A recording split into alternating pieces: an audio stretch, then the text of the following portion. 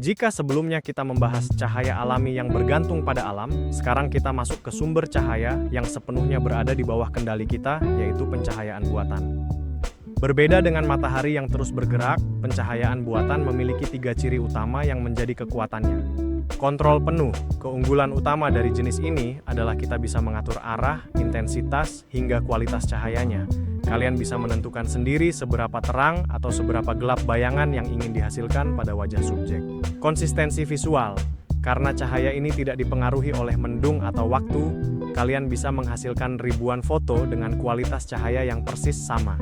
Inilah alasan mengapa cahaya buatan menjadi standar utama untuk pemotretan di dalam ruangan atau studio.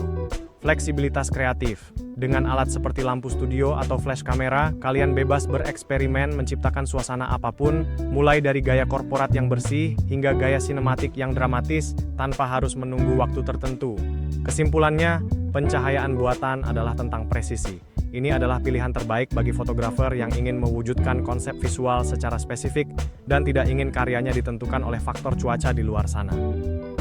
Setelah kita memahami sumber cahayanya, sekarang kita masuk ke bagian yang paling krusial. Dari mana cahaya itu datang? Arah datangnya cahaya bukan sekadar masalah teknis, tapi cara kita membentuk bayangan. Tanpa bayangan, wajah akan terlihat datar. Dengan bayangan, kita menciptakan dimensi. Mari kita lihat 3 arah utama. Front light, cahaya depan.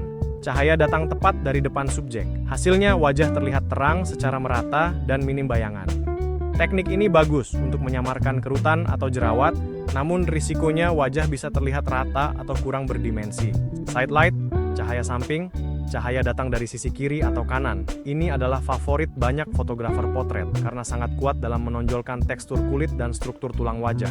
Efek ini memberikan kesan yang lebih dalam dan artistik. Backlight, cahaya belakang. Cahaya berada di belakang subjek. Teknik ini menciptakan garis cahaya di sekitar rambut atau tubuh. Rim light, memberikan kesan dramatis, atau bahkan menciptakan siluet jika subjek dibuat gelap total. Kesimpulannya, bayangan adalah teman fotografer potret. Pemilihan arah pencahayaan harus kalian sesuaikan dengan tujuan estetika. Apakah ingin wajah yang mulus merata, atau wajah yang terlihat kuat dan penuh karakter? Sebagai penutup bagian ini, perlu kita garis bawahi bahwa pencahayaan adalah nyawa dari sebuah potret. Cahaya bukan hanya soal terang atau gelap, tapi soal bagaimana kita menghidupkan karakter di depan lensa. Secara singkat, ada 4 alasan mengapa kalian harus menguasai pencahayaan dengan matang. Pertama, membangun atmosfer. Cahaya adalah alat tercepat untuk menentukan mood atau suasana, apakah ingin terasa hangat, dingin, atau misterius. Kedua, menciptakan dimensi.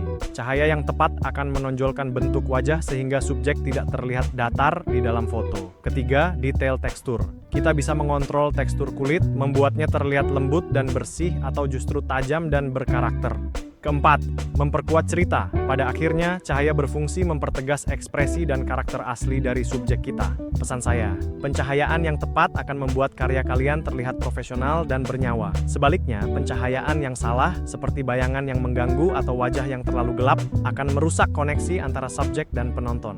Jadi, sebelum menekan tombol shutter, selalu perhatikan bagaimana cahaya jatuh di wajah subjek kalian.